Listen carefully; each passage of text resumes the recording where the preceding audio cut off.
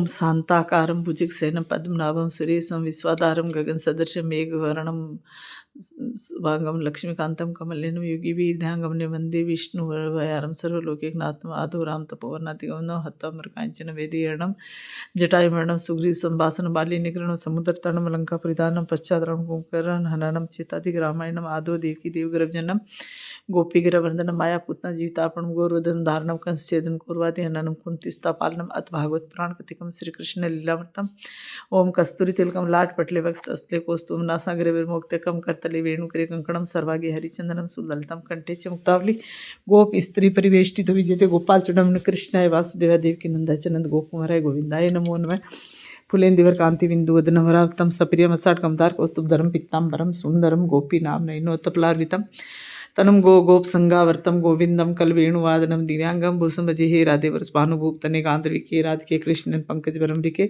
कृष्ण प्रिय माधवी हे वृंदावन नागरी गुण गुरु दामोदर प्रियसी हे श्री ललितादि प्रियसी की प्राणादिके पाहि माम ओम तमेव माता च पिता तमेव बंधु च सखा तमेव विद्याधरणं तमेव सर्वं मम देव देवाय नमो नमः। ओम हरिशरणम हरिशरणम हरिशरणम हरिशरणम हरिशरणम।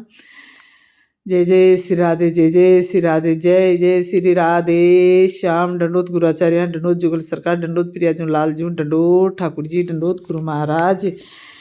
ओम हरिशरणम हरिशरणम हरिशरणम हरिशरणम ओम हरिशरणम हरिशरणम। ओम तत्सत ओम तत्सत ओम तत्सत ओम तत्सत।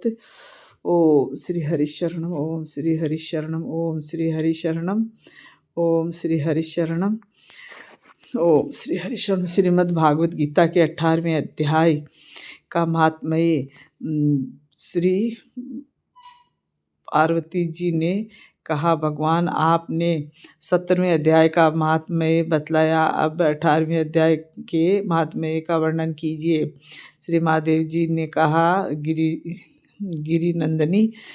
गिरिनंदनी चिन्मय आनंद की धारा बहाने वाले 18वें अध्याय के पावन महात्म्य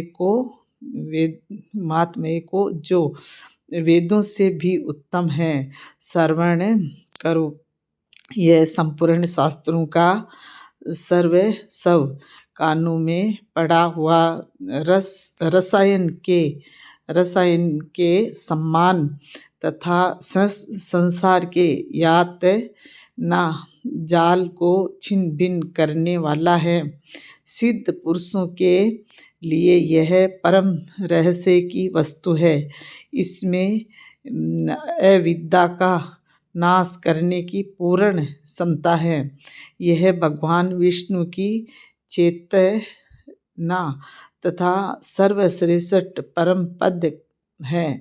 इतना ही नहीं, यह विवेकमयी लता का फूल काम क्रोध और मद को नष्ट करने वाला, इंद्र आदि देवताओं के चित्त का विश्राम मंदिर तथा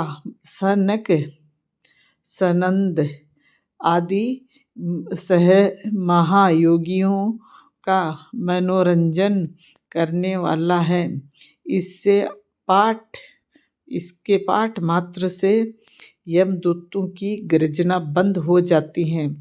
पार्वती, इससे बढ़कर कोई ऐसा रहस्यमय उपदेश नहीं है जो संतप्त मानव के त्रिविध ताप को हरने वाला और बड़े बड़े पातकों का नाश करने वाला हो। 18वें अध्याय का लोकोत्तर महात्म्य है। इसके संबंध में जो पवित्र उपाख्यान है, उससे भक्तिपूर्वक सुनो। उसके श्रवण मात्र से जीव समस्त पापों से मुक्त हो जाता है। मेरुगिरी के शिखर पर अमरावती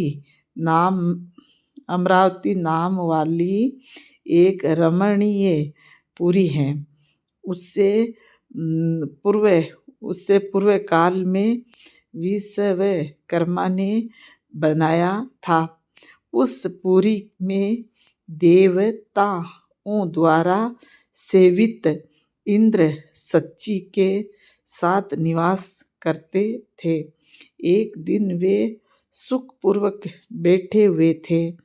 इतने ही में उन्होंने देखा कि भगवान विष्णु के दूतों से सेवित एक अन्य पुरुष वहां आ रहा है। इंद्र उस नवागत पुरुष के तेज से तिरस्कृत होकर तुरंत ही अपने मणिमय सिंहासन से मंडप में गिर पड़े। तब इंद्र के सेवकों ने देवलोक के साम्राज्य का मुकुट उस नूतन इंद्र के मस्तक पर रख दिया। फिर तो दिव्य गीत गाती हुई देवांगनाओं के साथ सब देवता उनकी आरती उतारने लगे। ऋषियों ने वेद मंत्रों का उच्चारण करके उन्हें अनेक आशीर्वाद दिया। गंधर्वों का ललित संवर में मंगलमय गान होने लगा। इस प्रकार इस नवीन इंद्र को 100 यज्ञों का अनुष्ठान किए बिना ही नाना प्रकार के उत्सवों से सेवित देखकर पुराने इंद्र को बड़ा विस्मय हुआ।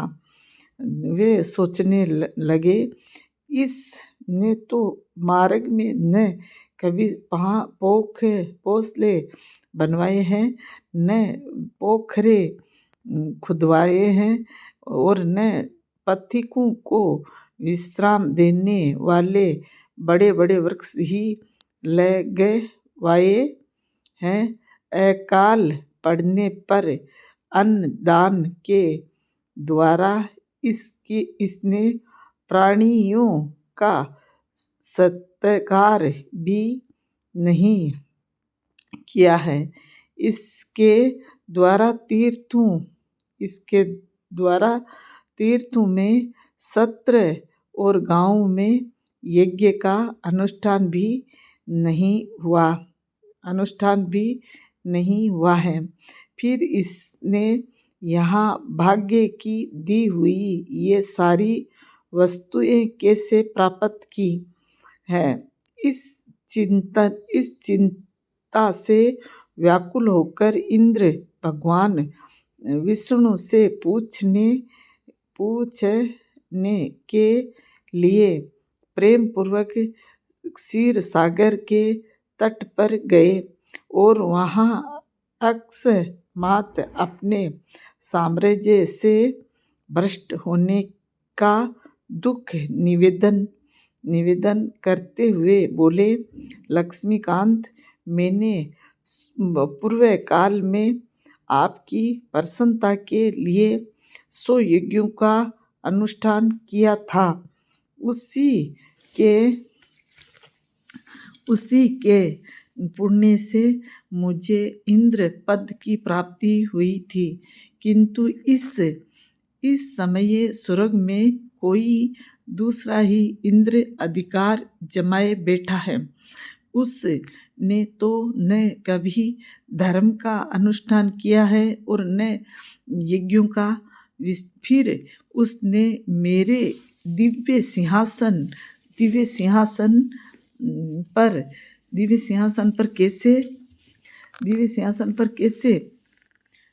कैसे अधिकार जमाया है? श्री भगवान बोले, इंद्र, वह गीता के 18वें अध्याय में से 5 श्लोकों का प्रतिदिन पाठ करता है। उसी के पुण्य से उसे तुम्हारे उत्तम साम्राज्य को प्राप्त कर लिया है। गीता के 18वें अध्याय का पाठ सब पुण्यों का शिरोमणि है। उसी का आश्रय लेकर तुम भी अपने पद पर स्थिर हो सकते हो। भगवान विष्णु के ये वचन सुनकर और उस उत्तम उपाय को जानकर इंद्र ब्राह्मण का वेश बनाए गोदावरी के तट पर गए। वहाँ उन्होंने कालिका ग्राम नामक उत्तम और पवित्र नगर देखा, जहाँ काल का भी मर्दन करने वाले भगवान कालेश्वर विराजमान है। वहीं गोदावरी तट पर एक परम धर्मात्मा ब्राह्मण बैठे थे, जो बड़े ही दयालु और वेदों के पारंगत विद्वान थे। वे अपने मन को वश में करके प्रतिदिन गीता के 18वें अध्याय का स्वाध्याय किया करते थे। उन्हें देखकर इंद्र ने बड़ी प्रसन्नता के साथ उनके दोनों चरणों में मस्तक झुकाया और उन्हीं से 18वें अध्याय को पढ़ा। फिर उसी के पुण्य से उन्होंने श्री भगवान विष्णु का सायुज्य प्राप्त कर लिया। इंद्र आदि देवताओं का पद बहुत ही छोटा है। यह जानकर वे परम हर्ष के साथ उत्तम वैकुंठ धाम को गए। अतः यह अध्याय मुनियों के लिए श्रेष्ठ परम तत्व है। पार्वती 18वें अध्याय के इस दिव्य महात्म्य का वर्णन समाप्त हुआ। इसके श्रवण मात्र से मनुष्य सब पापों से छुटकारा पा जाता है। इस प्रकार संपूर्ण गीता का पाप नाशक महात्म्य बतलाया गया। महाभागे जो पुरुष श्रद्धा युक्त होकर इसका श्रवण करता है, वह समस्त यज्ञों का फल पाकर अंत में विष्णु का सायुज्य प्राप्त करता है। बोलो श्री कृष्ण चंद्र भगवान की जय, राधा रानी की जय। ठाकुर जी 18वें अध्याय का महात्म्य सुख शांति से पूरी गीता करवा दी। भगवान आपका कोटि कोटि धन्यवाद मेरे नाथ। जय हो। हे राधा रानी, हे गुरु महाराज, आपकी जय हो। 18वां अध्याय उसके उपरांत अर्जुन बोले, हे महाबाहो, हे अंतर्यामीन, हे वासुदेव, मैं संन्यास और त्याग के तत्व को पृथक जानना चाहता हूँ। इस प्रकार अर्जुन के पूछने पर श्री कृष्ण भगवान बोले, हे अर्जुन, कितने ही पंडित जन तो काम्य कर्मों के त्याग को संन्यास जानते हैं और कितने ही विचार कुशल पुरुष सब कर्मों के फल के त्याग को त्याग कहते हैं, तथा कई एक विद्वान ऐसे कहते हैं कि कर्म सभी दोष युक्त हैं, इसलिए त्यागने के योग्य हैं। और दूसरे विद्वान ऐसे कहते हैं कि यज्ञ, दान और तप रूप कर्म त्यागने योग्य नहीं है।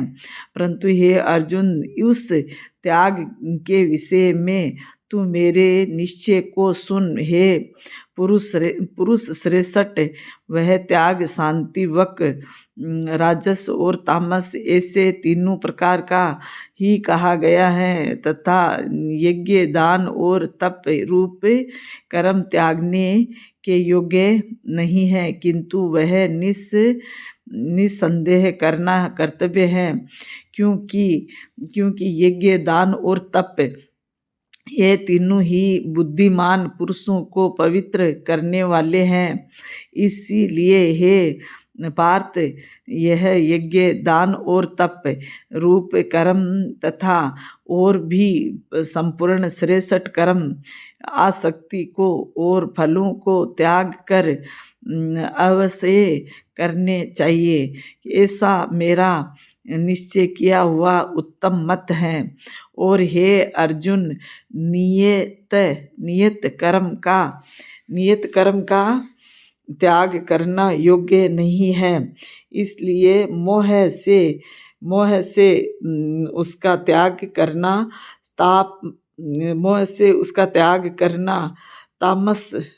तामस त्याग कहा गया है।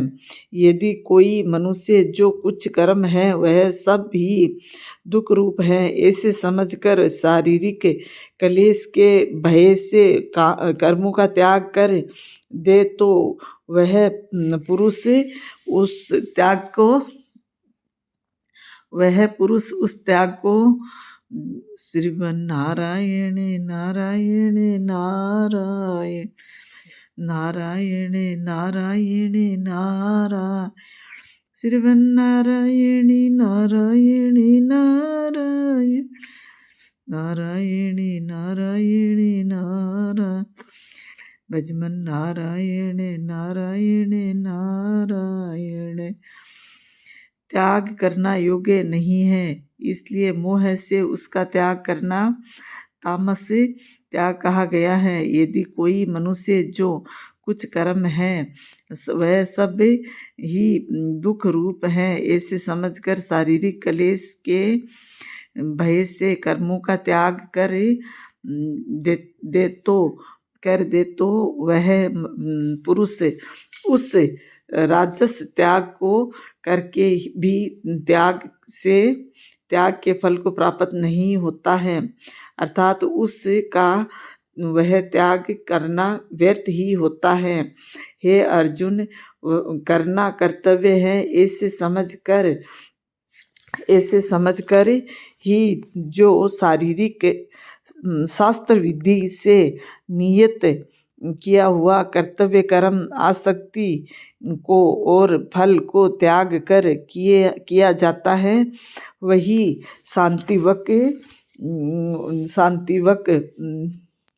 शांतिवक त्याग माना गया है। अर्थात कर्तव्य कर्मों को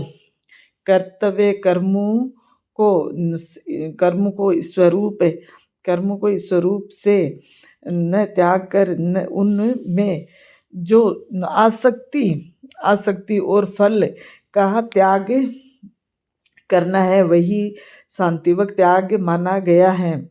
हे अर्जुन, जो पुरुष अकल्याणकारक कर्म से तो देश नहीं करता है और कल्याणकारक कर्म से आसक्त नहीं होता है, वह शुद्ध सत्व गुण से युक्त हुआ पुरुष संशय रहित ज्ञानवान और त्यागी है।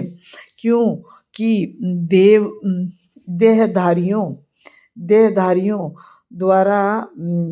देहधारी पुरुषों के द्वारा संपूर्णता से सब कर्म त्यागे जाने को शक्य नहीं है। इससे जो पुरुष कर्मों के फल का त्यागी है वही त्यागी है, ऐसे कहा जाता है। सकामी पुरुषों के कर्म का ही अच्छा बुरा और मिला हुआ ऐसे 3 प्रकार का फल मरने के पश्चात भी होता है, और त्यागी पुरुषों के कर्मों का फल किसी काल में भी नहीं होता, क्योंकि उनके द्वारा होने वाले कर्म वास्तव में कर्म नहीं है। हे महाबाहुओं, संपूर्ण कर्मों की सिद्धि के लिए अर्थात संपूर्ण कर्मों के सिद्ध होने में यह 5 हेतु सांख्य सिद्धांत में कहे गए हैं, उनको तू मेरे से भली प्रकार जान। हे अर्जुन, इस विषय में आधार और करता तथा न्यारे न्यारे करने और नाना प्रकार की न्यारी न्यारी चेष्टा एवं वैसे ही पांचवा हेतु देव कहा गया है, क्योंकि मनुष्य मन, वाणी और शरीर से शास्त्र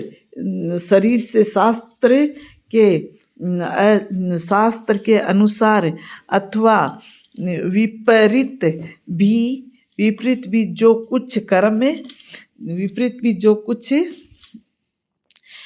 कुछ कर्म आरंभ करता है उसके यह पांचों ही कारण है।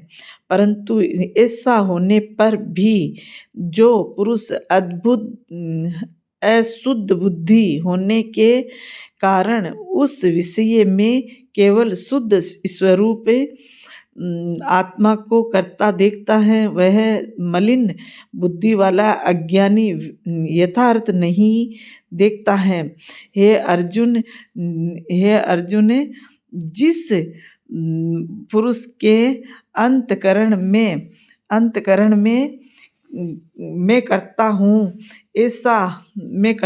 ऐसा भाव नहीं है, तथा जिसकी बुद्धि सांसारिक पदार्थों में और संपूर्ण कर्मों में लिपायमान नहीं होती, वह पुरुष इन सब लोकों को मार कर भी वास्तव में न तो मारता है और न पाप से बंधता है।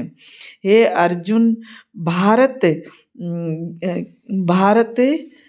ज्ञाता, ज्ञान और ज्ञेय यह तीनों ही हे भारत ज्ञाता, ज्ञान और ज्ञेय यह तीनों तो कर्म के प्रेरक हैं, अर्थात इन तीनों के संयोग से तो कर्म में प्रवृत्त होने की इच्छा उत्पन्न होती है, और कर्ता, कारण और क्रिया यह तीनों कर्म के संग्रह हैं, अर्थात इन तीनों के संयोग से कर्म बनता है। उन सब में ज्ञान और कर्म तथा कर्ता भी गुणों के भेद से सांख्य शास्त्र में 3 प्रकार के कहे गए हैं, उनको भी तू मेरे से भली प्रकार सुन। हे अर्जुन, जिस ज्ञान से मनुष्य पृथक सब भूतों में एक अविनाशी परमात्मा भाव को विभाग रहित समय भाव से स्थित देखता है, उस ज्ञान को तू शांतिवक जान। और जो ज्ञान अर्थात जिस ज्ञान के द्वारा मनुष्य संपूर्ण भूतों में भिन्न भिन्न प्रकार के अनेक भावों को न्यारा न्यारा देख करके जानता है, उस ज्ञान को तू राजस जान। और जो ज्ञान एक कार्य रूप शरीर में ही संपूर्णता के सदृश आसक्त है, अर्थात जिस विपरीत ज्ञान के द्वारा मनुष्य एक क्षण भंगुर नाशवान शरीर को ही आत्मा मानकर उसमें सर्वश्रेष्ठ सब की भांति आसक्त रहता है, तथा जो बिना युक्ति वाला तत्व अर्थ से रहित और तुच्छ है, वह ज्ञान तामस कहा गया है। हे अर्जुन, जो कर्म शास्त्र विधि से नियत किया हुआ और कर्तापन के अभिमान से रहित फल को न चाहने वाले पुरुष द्वारा बिना राग देश से किया हुआ है, वह कर्म शांतिवक कहा जाता है। और जो कर्म बहुत परिश्रम से युक्त हैं तथा फल को चाहने वाले हैं और अहंकार युक्त पुरुष द्वारा किया जाता है, वह कर्म राजस कहा गया है। तथा जो कर्म परिणाम, हानि, हिंसा और सामर्थ्य को न विचार कर केवल अज्ञान से आरंभ किया जाता है, वह कर्म तामस कहा जाता है। हे अर्जुन, जो कर्ता आसक्ति से रहित और अहंकार के वचन न बोलने वाला, धैर्य और उत्साह से युक्त, कार्य के सिद्ध होने और न होने में हर्ष, शोक आदि विकारों से रहित है, वह कर्ता तो शांतिवक कहा जाता है।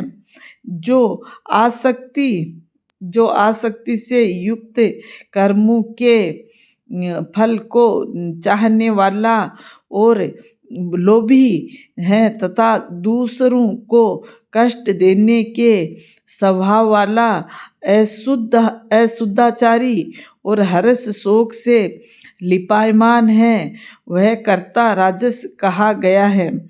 जो विक्षेप युक्त चित्त वाला, शिक्षा से रहित, घमंडी, धूर्त और दूसरे की आजीविका का नाश कर एवं शोक करने के स्वभाव वाला, आलसी और दृढ़सूत्री है, वह कर्ता तामस कहा जाता है। हे अर्जुन, तू बुद्धि का और धारण शक्ति का भी गुणों के कारण 3 प्रकार का भेद संपूर्णता से विभाग पूर्वक मेरे से कहा हुआ सुन। हे पार्थ, प्रवृत्ति मार्ग और निवृत्ति मार्ग को तथा कर्तव्य और अकर्तव्य को एवं भय और अभय को तथा बंधन और मोक्ष को जो जिस बुद्धि तत्व से जानती है, वह बुद्धि तो शांतिवकी है। हे पार्थ, जिस बुद्धि के द्वारा मनुष्य धर्म और अधर्म को तथा कर्तव्य और अकर्तव्य को यथार्थ नहीं जानता है, वह बुद्धि राजसी है। और हे अर्जुन, जो तमोगुण से आवृत हुई बुद्धि अधर्म को धर्म ऐसा मानती है तथा और भी संपूर्ण अर्थों को विपरीत ही मानती है, वह बुद्धि तामसी है। हे पार्थ, ध्यान योग के द्वारा जिस अविचारणी धारणा को मनुष्य मन, प्राण और इंद्रियों की क्रियाओं को धारण करता है, वह धारणा तो शांतिवकी है। और हे पार्थ, हे प्रतापुत्र अर्जुन, फल की इच्छा वाला मनुष्य अति आसक्ति से जिस धारणा के द्वारा धर्म, अर्थ और कर्मों को धारण करता है, वह धारणा राजसी है। तथा हे पार्थ, दुष्ट बुद्धि वाला मनुष्य जिस धारणा के द्वारा निंद्रा, भय, चिंता और दुख को एवं उन्मत्तता को भी नहीं छोड़ता है, अर्थात धारण किए रहता है, वह धारणा तामसी है। हे अर्जुन, अब सुख भी तू 3 प्रकार का मेरे से सुन हे भरत श्रेष्ठ, जिस सुख में साधक पुरुष भजन ध्यान और सेवा आदि के अभ्यास से रमण करता है और दुखों के अंत को प्राप्त होता है, वह सुख प्रथम साधन के आरंभ काल में यद्यपि विष के सदृश भासता है, परंतु मणि परिणाम में अमृत के तुल्य है।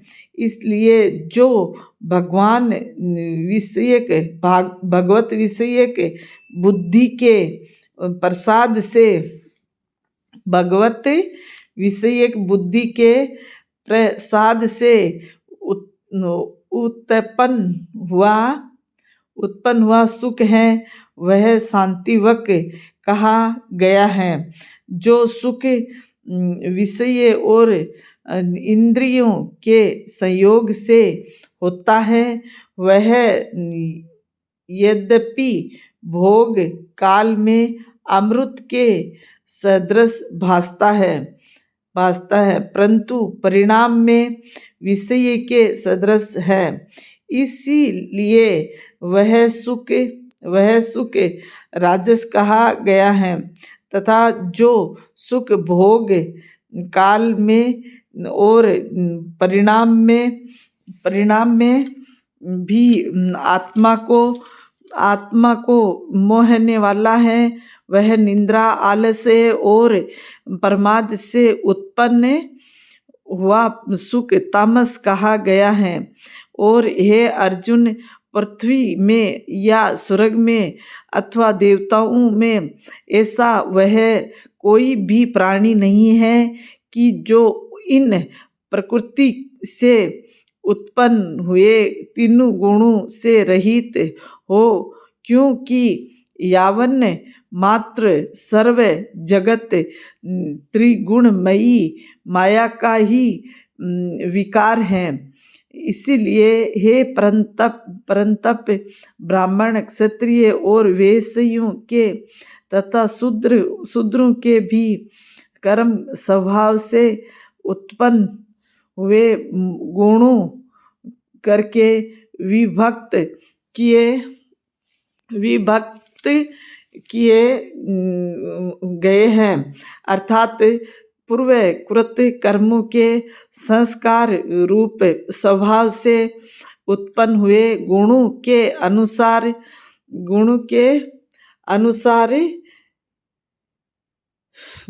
अनुसार विभक्त किए गए हैं।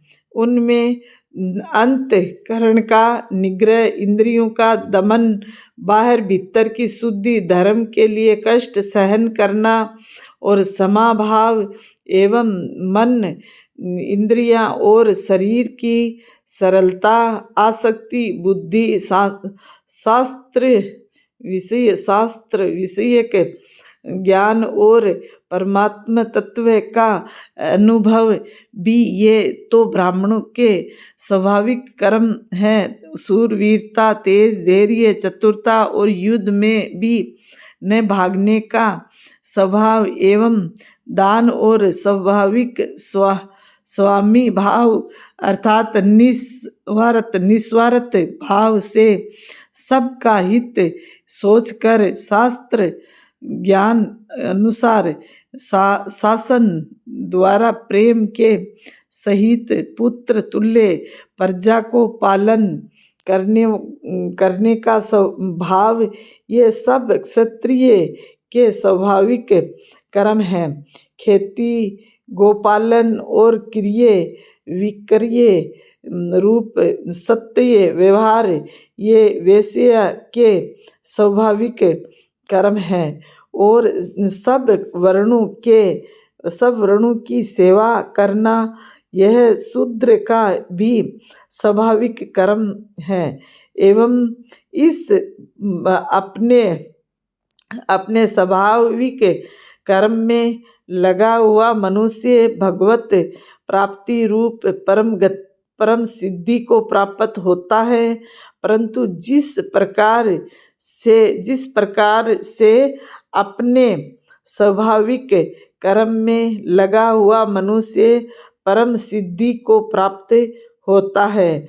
उस विधि को तू मेरे से सुन। हे अर्जुन, जिस परमात्मा से सर्वभूतों की उत्पत्ति हुई है और जिससे यह सर्व जगत व्याप्त है, उस परमेश्वर को अपने स्वाभाविक कर्म द्वारा पूज कर मनुष्य परम सिद्धि को प्राप्त होता है।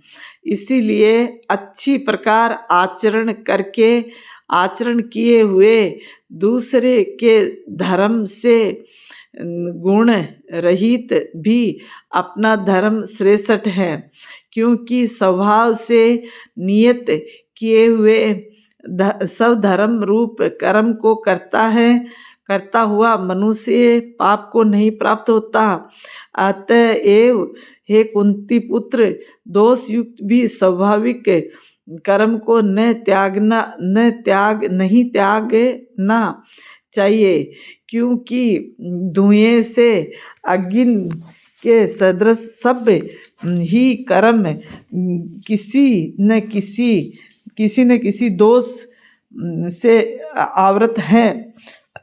हे अर्जुन, सर्वत्र आसक्ति रहित, बुद्धि वाला, स्पृहा रहित और जीते हुए अंतकरण वाला पुरुष सांख्य योग के द्वारा भी परम निश्चय कर्म में सिद्धि को प्राप्त होता है, अर्थात क्रिया रहित शुद्ध सच्चिदानंद परमात्मा की प्राप्ति रूप परम सिद्धि को प्राप्त होता है।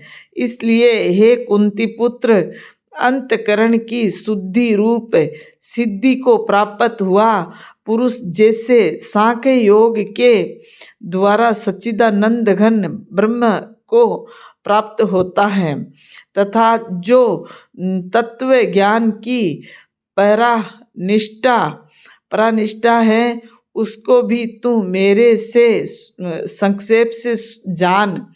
हे अर्जुन, विशुद्ध बुद्धि से युक्त, एकांत और शुद्ध देश का सेवन करने वाला तथा मिताहारी, जीते हुए मन वाणी शरीर वाला और दृढ़ वैराग्य को भली प्रकार प्राप्त हुआ पुरुष निरंतर ध्यान योग के परायण हुआ शांतिवक धारणा से अंतकरण को वश में करके तथा शब्द आदि के विषयों को त्याग कर और राग दोषों को नष्ट करके तथा अहंकार, बल, घमंड, काम, क्रोध और संग्रह को त्याग कर ममता रहित और शांत अंतकरण हुआ सच्चिदानंद घन पर ब्रह्म में एकी भाव होने के लिए योग्य होता है। फिर वह सच्चिदानंद घन ब्रह्म में एकी भाव से स्थित हुआ प्रसन्न चित्त वाला पुरुष न तो किसी वस्तु के लिए शोक करता है और न किसी की आकांक्षा ही करता है एवं सब भूतों में समय भाव हुआ मेरी परा भक्ति को प्राप्त होता है। उस पराभक्ति के द्वारा मेरे को तत्व से भली प्रकार जानता है कि मैं जो और जिस प्रभाव वाला हूँ तथा उस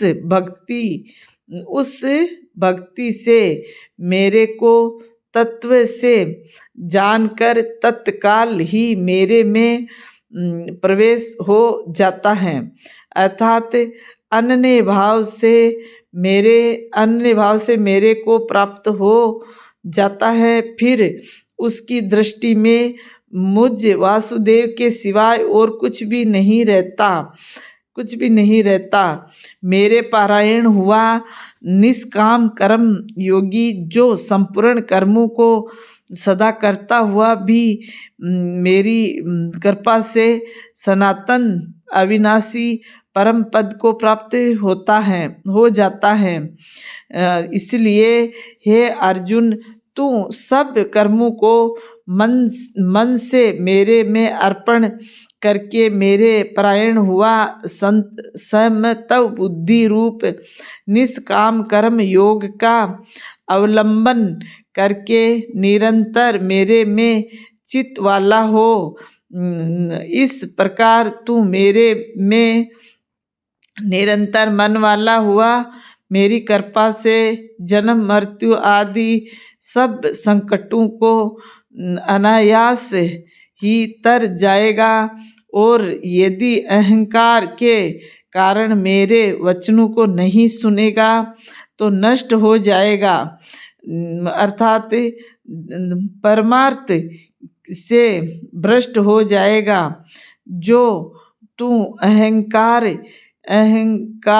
को अवलंबन करके ऐसा मानता है कि मैं युद्ध नहीं करूँगा, तो यह तेरा निश्चय मिथ्या है, क्योंकि क्षत्रियपन का स्वभाव तेरे को जबरदस्ती युद्ध में लगा देगा।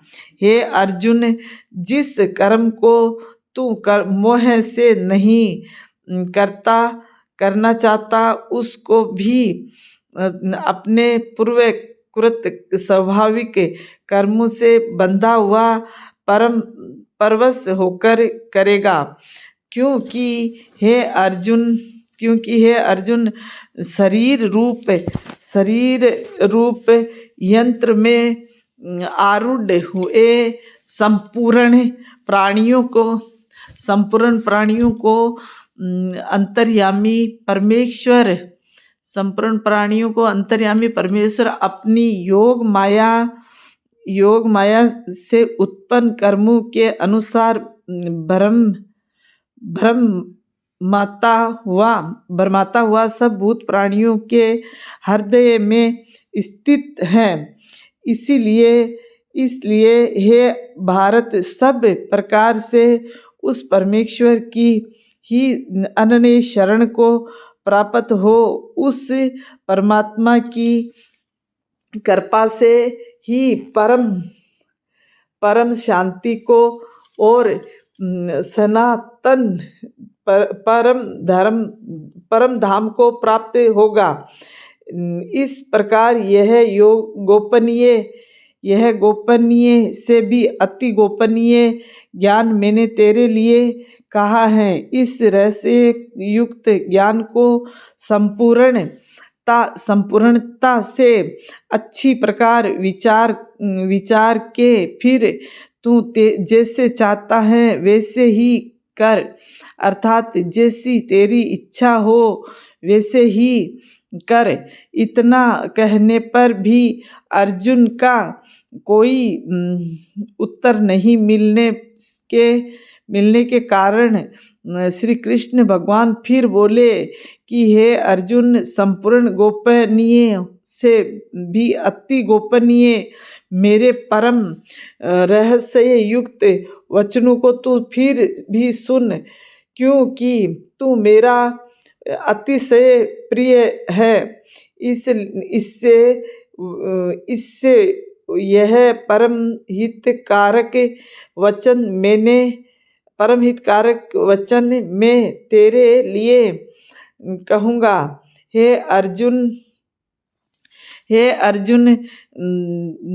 तू केवल मुझ सच्चिदानंद घन वासुदेव परमात्मा में ही अनन्य प्रेम से नित्य निरंतर अचल मन वाला हो और मुझ परमेश्वर को ही अतिशय श्रद्धा भक्ति सहित निष्काम भाव से नाम गुण और प्रभाव के श्रवण कीर्तन मनन और पठन पाठन द्वारा निरंतर बजने वाला हो तथा मेरा शंख चक्र गदा पद्म और किरीट कुंडल आदि भूषणों से युक्त पीताम्बर वनमाला और कौस्तुमणिधारी विष्णु का मन वाणी और शरीर के द्वारा सर्व सब अर्पण करके अतिशय श्रद्धा भक्ति और प्रेम से विह्वलतापूर्वक पूजन करने वाला हो और मुझ सर्वशक्तिमान विभूति बल ऐश्वर्य माधुर्य गंभीरता उदारता वात्सल्य और सुहृदयता आदि गुणों से संपन्न सबके आश्रय रूप वासुदेव को विनय भाव पूर्वक भक्ति सहित साष्टांग दंडवत प्रणाम कर ऐसा करने से तू मेरे को ही प्राप्त होगा। यह मैं तेरे लिए सत्य प्रतिज्ञा करता हूँ, क्योंकि तू मेरा अत्यंत प्रिय सखा है। इसलिए सब धर्मों को अर्थात संपूर्ण कर्मों के फल कर्मों के आश्रय को त्याग केवल एक मुझ सच्चिदानंद घन वासुदेव परमात्मा की ही अनन्य शरण को प्राप्त हो। मैं तेरे को संपूर्ण पापों से मुक्त कर दूंगा, तू शोक मत कर। हे अर्जुन, इस प्रकार तेरे और तेरे हित के लिए कहे हुए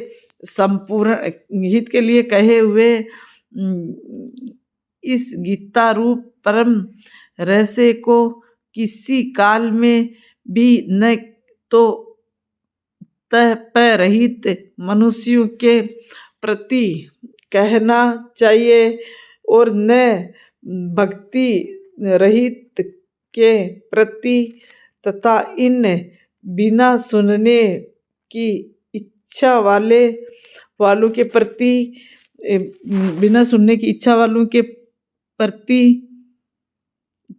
के प्रति कहना चाहिए। एवं जो शरीर निंदा करता है उसके प्रति भी नहीं कहना चाहिए, परंतु जिसमें यह सब दोष युक्त हो ऐसे ही कर्मों को ठाकुर जी चाहिए, परंतु जिसमें यह सब दोष नहीं हो ऐसे भक्तों के प्रति प्रेम पूर्वक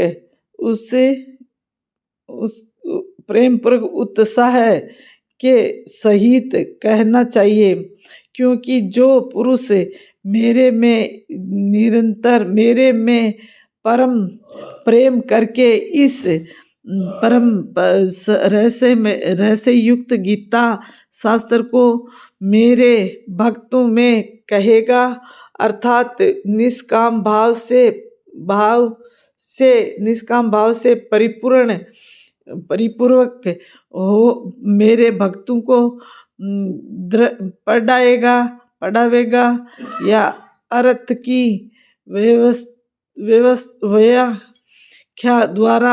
व्याख्या द्वारा इसका प्रचार करेगा, वह निस्संदेह मेरे को ही प्राप्त होगा और न तो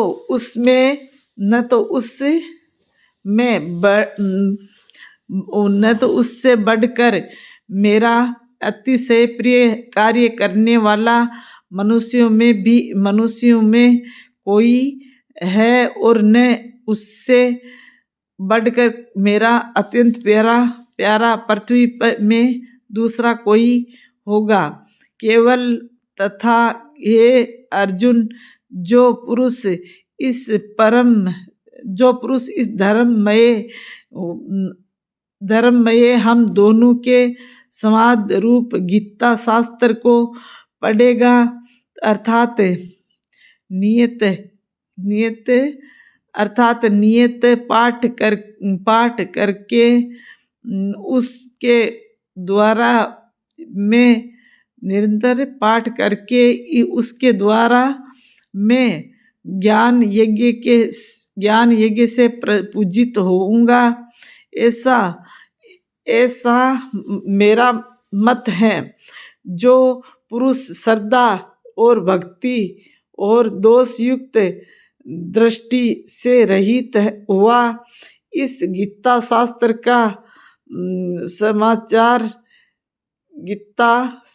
का श्रवण मात्र भी करेगा, वह भी पापों से मुक्त हुआ उत्तम कर्म करने वालों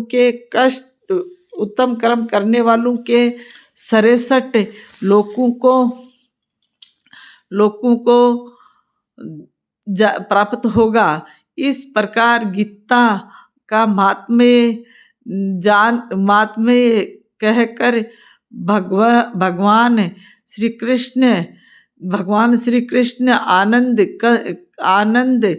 कंद ने अर्जुन से पूछा, हे पार्थ, क्या यह मेरा वचन तेरे एकाग्रचित्त से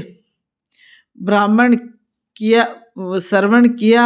और हे अर्जुन, हे धनंजय, क्या तेरा अज्ञान से उत्पन्न हुआ मोह नष्ट हुआ है? इस प्रकार भगवान के पूछने पर अर्जुन बोले, हे अच्युत, आपकी कृपा से मेरा मोह नष्ट हो गया है और मुझे स्मृति प्राप्त हुई है, इसलिए मैं संशय रहित हुआ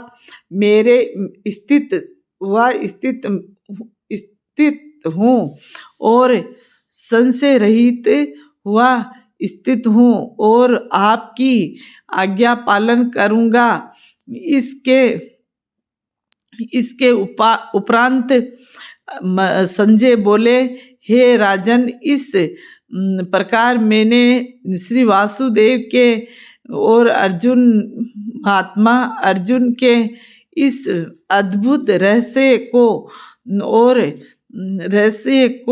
और रोमांचकारक स्वाद को सुना, कैसे कि श्री व्यास जी की कृपा से दिव्य दृष्टि द्वारा मैंने इस परम रहस्य युक्त गोपनीय योग को साक्षात कहते हुए स्वयं योगेश्वर भगवान श्री कृष्ण भगवान से सुना है। इसलिए हे राजन, इस श्री कृष्ण भगवान और अर्जुन के इस रहस्य युक्त कल्याणकारक और अद्भुत स्वरूप को पुनः स्मरण करके मैं बारंबार हर्षित होता हूँ तथा हे अर्जुन, श्री हरि के उस अति अद्भुत स्वरूप को भी पुनः प्राप्त होता हूँ। अद्भुत रूप को भी पुनः स्मरण करके मेरे चित्त में महान आश्चर्य होता है और मैं बारंबार हर्षित होता हूँ। हे राजन, विशेष क्या कहूँ, जहाँ योगेश्वर श्री कृष्ण भगवान हैं और जहाँ गांडीवधारी अर्जुन गांडीव धनुषधारी अर्जुन है, विभूति और अचल नीति तथा उस ऐसा मेरा मत है, अचल नीति है ऐसा मेरा मत है। इति श्रीमद्भागवते गीता उपनिषद एवं ब्रह्म विद्या तथा योग शास्त्र आदि विषयक श्री कृष्ण और अर्जुन के संवाद में मोक्ष संन्यास योग नामक 18वें अध्याय समापत। 18वां अध्याय समापत। गीता जी समापत। बोलो श्री कृष्ण चंद्र भगवान की जय, गीता महारानी की जय। आज 2024 में 11 दिसंबर को गीता जी जयंती के दिन गीता जी 18 अध्याय पाठ संपूर्णम। जय भगवत गीते मैया, जय भगवत गीते। हरि ये कमल विहारिणी सुंदर सुपुनीते, करम सुकरम प्रभा प्रकाशिनी कामा शक्ति हरा, तत्व ज्ञान विकासिनी विद्या ब्रह्म परा। ओम जय भगवत गीते। निर्मल भक्ति विदायिनी निर्मल मनहारी, शरण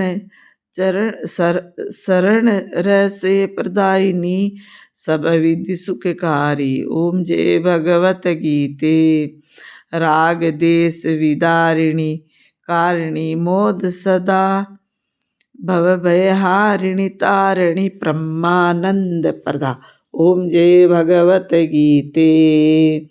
आसुर भाव विनाशिनी नाशिनी तम रंजनी, देवी सद्गुण दायिनी हरि रसिका सजनी। ओम जय भगवत गीते। समता त्याग सिखावनी हरि सुख की वाणी, हरिमुख की वाणी, शस्त्र सकल शास्त्र की स्वामिनी श्रुतियों की रानी। ओम जय भगवत गीते। ओम जय भगवत गीते। दया सुधा बरसावनी मातु कृपा कीजे, हरिपद प्रेम दान कर अपनू कर लीजे। ओम जय भगवत गीते। ओम जय भगवत गीते। ओम जय भगवत गीते। ओम जय भगवत गीते। जय जय श्री राधे, जय जय श्री राधे, जय जय श्री राधे श्याम। दंडोत गुरु आचार्य, दंडोत जुगल सरकार, दंडोत प्रिया जो लाल जून।